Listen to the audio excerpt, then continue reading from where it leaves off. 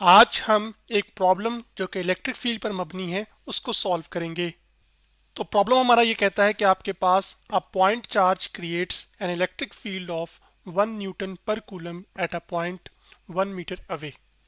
Part one ये कहता है कि what is the magnitude of this point charge. Second part ये है कि calculate the magnitude of the force experienced by the point charge. यानी कि प्रॉब्लम ये कहता है कि हमारे पास एक इस तरह का चार्ज है जो कि पॉइंट चार्ज है, समझ लीजिए, जो एक सिंगल पॉइंट पर मौजूद है। तो इस पॉइंट चार्ज की वजह से इसकी सराउंडिंग में एक इलेक्ट्रिक फील्ड क्रिएट हुई है और उस इलेक्ट्रिक फील्ड की जो स्ट्रेंथ है वो 1 न्यूटन पर कूलम है। और ये field strength 1 newton per coulomb किस पॉइंट पर है? जब फासला आपके पास पॉइंट चार्ज से दूर 1 मीटर का हो। अब आपने ये बताना है कि इस चार्ज का मैग्नीट्यूड क्या है, यानी कि चार्ज कितना बड़ा है या छोटा है नंबर्स की टर्म्स में। और उसके साथ साथ ये बताना है कि आपके पास इस चार्ज के ऊपर कितनी फोर्स लगेगी इलेक्ट्रिक फील्ड के अंदर जब ये चार्ज मौजूद हो। तो तब अब आपके पास यहाँ पर गिवन डेटा जो हमारे पास प्रॉब्लम का है वो सबसे पहले हम लिख लेते हैं। इलेक्ट्रिक फील्ड जो कि हमारे पास स्टेशनरी चार्जेस क्रिएट करते हैं और आपके पास उस फील्ड के अंदर जब कोई एक और चार्ज आता है तो उसके ऊपर फोर्स लगाते होते हैं। तो वो जो इलेक्ट्रिक फील्ड की वैल्यू हमें दी गई है वो आपके पास कितनी है? 1 न्यूटन पर कूलम, जिसको मैं लिख लेता हूँ। जबकि जो डिस्टेंस है उस डिस्टेंस ये इलेक्ट्रिक फील्ड की वैल्यू किस डिस्टेंस पर है, ये आपके पास डिस्टेंस जब आपके पास 1 मीटर का हो तो आर इक्वल टू हम कर लेते हैं 1 मीटर। डिस्टेंस को हम आर से रिप्रेजेंट करें और ये 1 मीटर है तो मैं यहाँ पे 1 लिख लेता हूँ और सार डिस्टेंस का यूनिट आ जाएगा जो कि मीटर है। तो हमने फाइंड क्या क्या करना है, हमने चार्ज का मैग्नीट्यूड फाइंड करना है। तो उस चार्ज के मैग्नीट्यूड को फाइंड करने के लिए मैं यहाँ पे Q लिख लेता हूँ। इसका मतलब है Q हमने फाइंड करना है तो क्वेश्चन मार्क आ जाएगा। उसके साथ साथ हमने फोर्स जो इस चार्ज के ऊपर लगेगी इलेक्ट्रिक फील्ड के अंदर जब ये चार्ज मौजूद हो तो वो फोर्स हम F से रिप्रेजेंट कर रहे हैं और वही फोर्स हमने मालूम करनी है। तो एक चार्ज की वजह से उसकी सराउंडिंग में किसी भी पॉइंट पर क्या इलेक्ट्रिक फील्ड क्रिएट हो रही है उसका जो एक्सप्रेशन है हमारे पास वो ये है, जिसमें E इलेक्ट्रिक फील्ड को बता रहा है जो कि बराबर है K कूलम कांस्टेंट। Q जो है वो हमारे पास चार्ज है जो कि फील्ड को क्रिएट कर रहा है और R हमारे पास क्या है? चार्ज से कितने दूर फासले पर हम उस इलेक्ट्रिक फील्ड की वैल्यू को देख रहे हैं। यहाँ पर ये असल में E जो है ना इलेक्ट्रिक फील्ड स्ट्रेंथ है।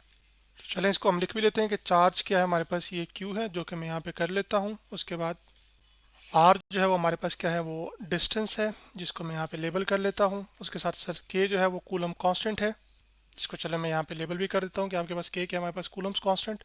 और ई हमारे पास क्या है, इलेक्ट्रिक फील्ड, जिसको यहाँ पर मैंने वाज़ह कर दिया।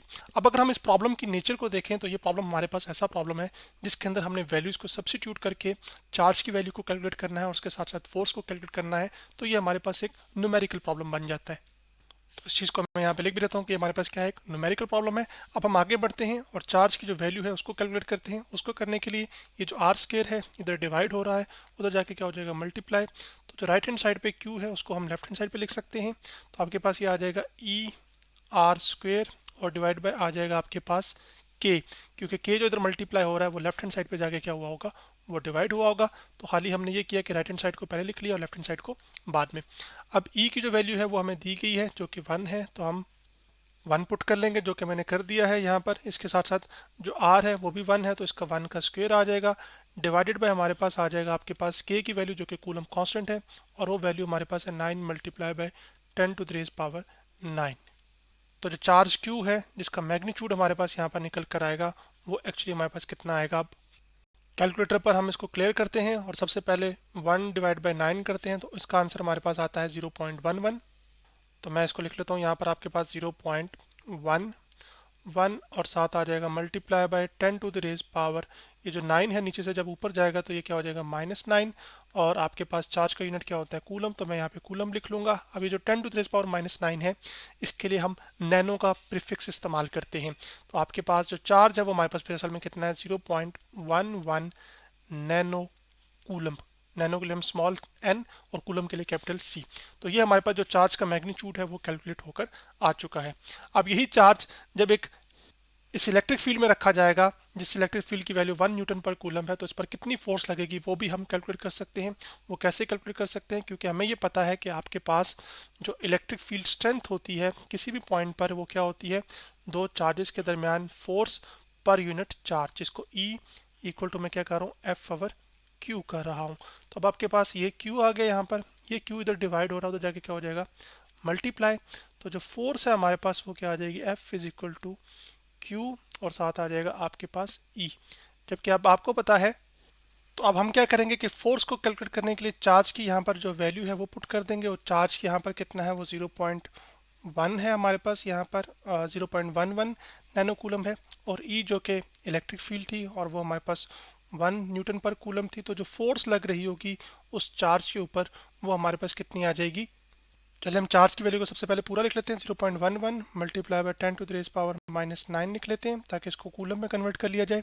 और ई जो इलेक्ट्रिक फील्ड है वो हमारे पास 1 है, तो आपके पास ये मल्टीप्लाई होकर अब आपके पास ये असल में वापस वही आ जाएगा 0.11 आपके पास क्या आ जाएगी, मल्टीप्लाई बाय 10⁻⁻⁹। तो ये न्यूटन, इतने न्यूटन जो फोर्स है वो उस पॉइंट चार्ज के ऊपर लगेगी जब वो 1 न्यूटन पर कूलम की इलेक्ट्रिक फील्ड में मौजूद होगा। तो आज हमने क्या किया कि आपके पास इलेक्ट्रिक फील्ड से रिलेटेड एक प्रॉब्लम सॉल्व किया।